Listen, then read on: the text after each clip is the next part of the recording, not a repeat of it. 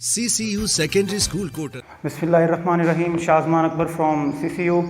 Today I am here to discuss about chapter number 5, Physical States of Matter, मादे की तिबी हालतें।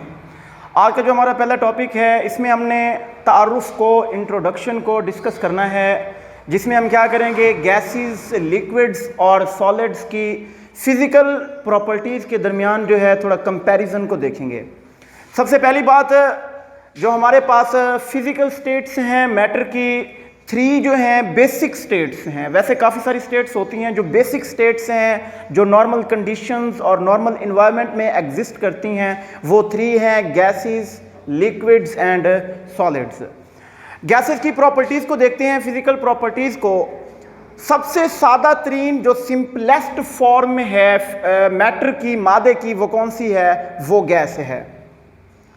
अब इसमें हम क्या करेंगे, इसकी प्रॉपर्टीज़ को देखते हैं कि जो हमारे पास गैस है इसकी कोई भी डेफिनिट शेप, कोई मखसूस शक्ल नहीं होती।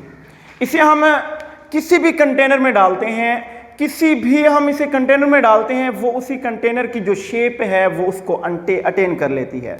इसके अलावा इसका जो डेफिनेट वॉल्यूम भी नहीं होता। जितनी भी इसको अवेलेबल स्पेस होती है, जितनी भी इसको स्पेस दी जाए, जिस इन्वायरमेंट में हम इसे क्या करते हैं, छोड़ते हैं, वो उस पूरी स्पेस को, उस पूरे एरिया को क्या कर लेती है, ऑक्यूपाई कर लेती है। Occupy all the available spaces, तमाम स्पेसिस को क्या कर लेती है, घेर लेती है। अब बात करते हैं इंटरमॉलिक्यूलर फोर्सेस की, क्योंकि गैस के मॉलिक्यूल्स जो हैं always in state of continuous motion, हमेशा जो है एक हरकत में, मुसलसल हरकत में रहेंगी। इस वजह से इन मॉलिक्यूल्स की काइनेटिक एनर्जीज बहुत ज़्यादा होती हैं। अब काइनेटिक एनर्जीज ज़्यादा होने की वजह से मॉलिक्यूल्स एक दूसरे से दूर चले जाएंगे। एक मॉलिक्यूल यहाँ पर है, दूसरा मॉलिक्यूल यहाँ पर होगा, तीसरा मॉलिक्यूल यहाँ पर होगा। इसी तरीके से मॉलिक्यूल्स की इंटरमॉलिक्यूलर स्पेसिस ज़्यादा होंगी। अब जाहिर बात है, जब मॉलिक्यूल्स एक दूसरे के करीब होंगे, जैसा कि हम देखते हैं मैग्नेट में, मकनातीस में, जितने हम दोनों को एक दूसरे के करीब लाते हैं उनमें अट्रैक्टिव फोर्सेस इंक्रीज होती जाती हैं। एक दूसरे के करीब आते जाएंगे, अट्रैक्टिव फोर्सेस बढ़ती जाएंगी। अब बात करें तो जैसे हम उन्हें एक दूसरे से दूर लेते हैं तो उनमें अट्रैक्टिव फोर्सेस कमज़ोर होती जाएंगी। इसी केस में अगर हम देखें गैसेस में, तो गैसेस के मॉलिक्यूल्स जो है एक दूसरे से दूर जाते होते जाएंगे। जितने मॉलिक्यूल्स एक दूसरे से दूर होंगे उतनी ही इंटरमॉलिक्यूलर फोर्सेस उनमें क्या होंगी, कमज़ोर होंगी। और यही वजह है कि गैसेस के मॉलिक्यूल्स की जो इंटरमॉलिक्यूलर फोर्सेस होती हैं वो क्या होती हैं, वीक होती हैं।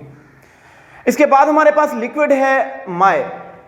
सेकंड जो हमारे पास स्टेट है, फिजिकल स्टेट ऑफ मैटर, मादे की दूसरी जो तिबी हालत है वो माय है, वो लिक्विड है।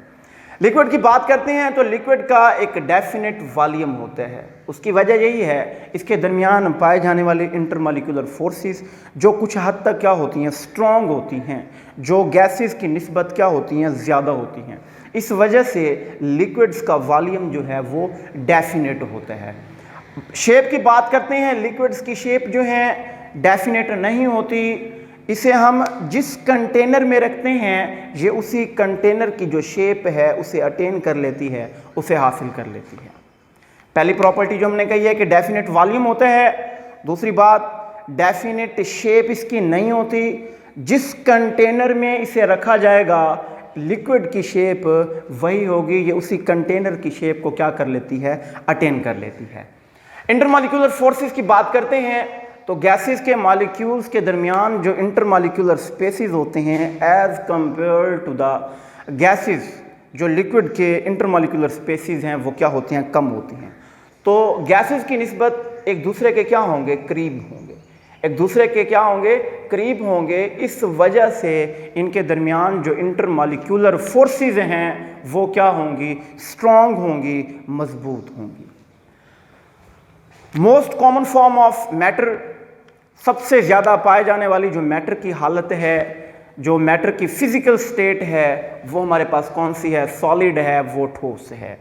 सॉलिड की जब हम बात करते हैं तो इन दोनों की निस्बत, चाहे लिक्विड्स हैं चाहे गैसेस हैं, जो सॉलिड स्टेट है वो रिजिड भी है और वो डेंस भी है, सख्त भी है और वो क्या है, भारी भी है। इसकी बेसिक रीज़न यही है कि अगर हम देखते हैं तो गैसेस में एक रेगुलर अरेंजमेंट होती है मॉलिक्यूल्स की। गैसेस के पार्टिकल्स कहे जाएं, गैसेस के मॉलिक्यूल्स कहे जाएं, या गैसेस के हम क्या कहें, एटम्स कहें। सॉलिड की बात कर रहे हैं। सॉलिड के अगर एटम्स कहें, पार्टिकल्स कहें, तो इनमें एक रेगुलर अरेंजमेंट है। एक इनमें जो हमारे पास एक दूसरे के इस कदर क्लोजली पैक्ड हैं, एक दूसरे के करीब करीब पाए जा रहे हैं। एक दूसरे के करीब होने की वजह से इनकी एक रेगुलर शेप बनती है, इनकी एक डेफिनेट शेप होती है, और इसी वजह से इनका डेफिनेट क्या होता है, वॉल्यूम होता है।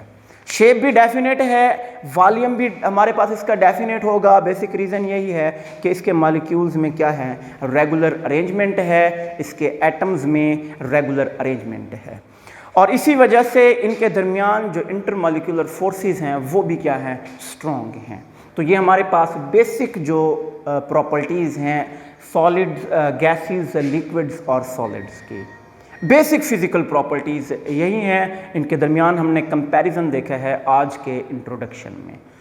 तो ये जो हैं इसमें चंद एक हमारे पास MCQs हैं, और बाज़ औक़ात इनकी प्रॉपर्टीज़ को शॉर्ट के तौर पर भी डिस्कस किया जाता है। तो आज के इंट्रोडक्शन में हमारा यही है, इसे अच्छे तरीके से तैयार किया जाएगा। अल्लाह हाफिज़।